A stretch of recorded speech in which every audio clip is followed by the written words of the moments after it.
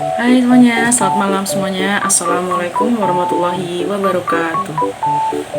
Kemarin sempat ada yang bertanya kepada saya mengenai pertimbangan pemanfaatan media di sekolah. Nah, untuk itu mari kita bahas. Check it out. Pas aku telan cepet ketemu kowe neng dalan, kowe konangan gendaan. Pertimbangan pemanfaatan media oleh sekolah itu tidak terlepas dari yang namanya peran kepala sekolah. Nah, oleh karena itu, dalam pertimbangan pemanfaatan media di sekolah ini, ada beberapa hal yang memang harus kita pertimbangkan sebelum kita mengadakan namanya media atau penunjang dalam pembelajaran. Kita persingkat aja, yaitu action ya, A, C, T, I, O, N, dan S. Yang pertama adalah akses. Mengapa akses masuk ke dalam pertimbangan pemanfaatan media? Karena jangkauan untuk pemanfaatan itu, apakah kita sampai untuk menjangkau media tersebut? Kalau jarak tempuh kita untuk mendapatkan media tersebut itu terlalu jauh, itu maka kita harus pertimbangkan. Kita bisa mencari di tempat yang lain untuk mendapatkan media yang sama seperti itu. Selanjutnya yang kedua yaitu C, cost atau biaya. Nah, apakah kita pihak sekolah mampu untuk membeli atau mengadakan media tersebut dengan biaya yang ada? Jadi biaya ini sangatlah penting. Apabila media yang kita ambil itu banyak, maka biaya juga kan mempengaruhi seperti itu. Yang ketiga, T, yaitu teaching, media pembelajarannya. Nah, dalam pertimbangan pemanfaatan media di sekolah, pembelajaran itu sangatlah penting ya. Karena apa? Dalam tahap pembelajaran ini, apakah media yang kita adakan atau media yang kita bawakan ini mampukah kita untuk mengajarkan ke anak-anak kita, dan mampukah anak-anak juga menerima pembelajaran dengan media yang kita punya. Jadi jangan semata-mata kita ingin mengadakan suatu media pembelajaran dengan memanfaatkan hal yang ada tanpa kita memikirkan apakah anak-anak kita ini bisa nggak sih, mampu nggak sih dalam menerima, dan apakah kita sebagai tenaga pengajar bisa tidak kita mengajarkan media tersebut kepada anak-anak kita seperti itu. Yang keempat yaitu I, interactive and friendliness, ramah lingkungan maksudnya dan aman buat anak-anak. Nah, apakah media itu safety, apakah media itu baik, itu juga menjadi pertimbangan. Contoh untuk kegiatan bela diri misalnya, pasti kan biasanya menggunakan alat bantu seperti itu ya. Biasanya media yang digunakan apa? Berbentuk pedang-pedangan atau golok atau dan lain sebagainya. Apakah kita harus menggunakan barang yang asli?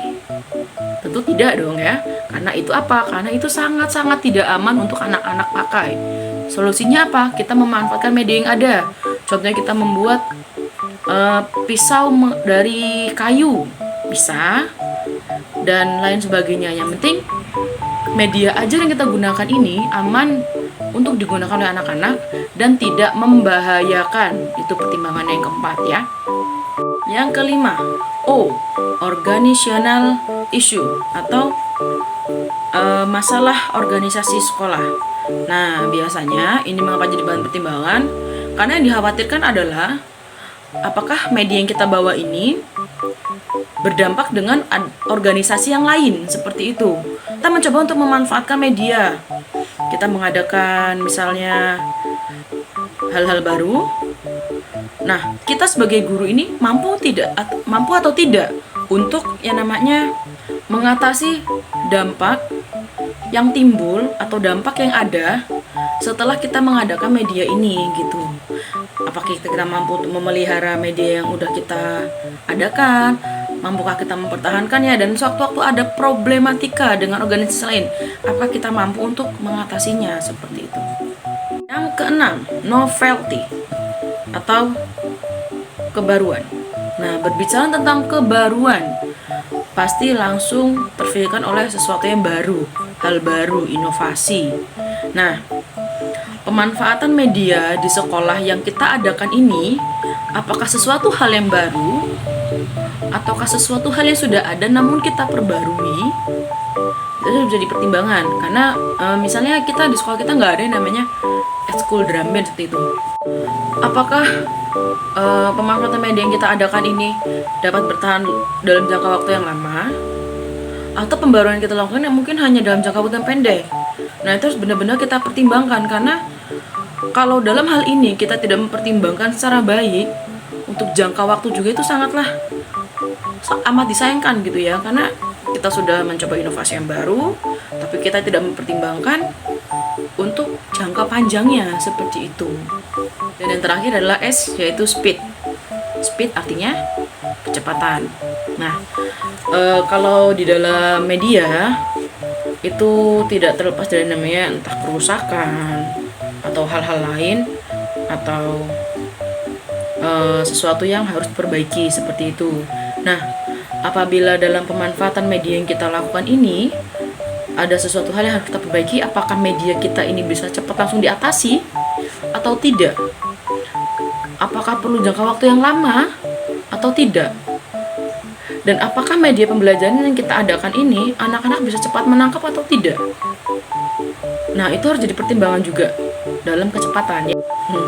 Nah, teman-teman, bagaimana nih penyampaian yang sudah saya sampaikan? Apakah jelas? Dan apakah teman-teman bisa untuk menerima apa yang saya sampaikan? Sekiranya ada yang salah atau ada yang kurang berkenan, teman-teman bisa langsung komentar di bawah. Kritik sarannya sangatlah diperlukan. Seperti itu. Saya ucapkan terima kasih banyak Pak Yuri atas bimbingannya, dan semoga tugas tutorial 3 ini dapat membantu saya untuk mendapatkan nilai yang terbaik. Terima kasih. Dan teman-teman semua jangan lupa like, comment, and subscribe. Dadah.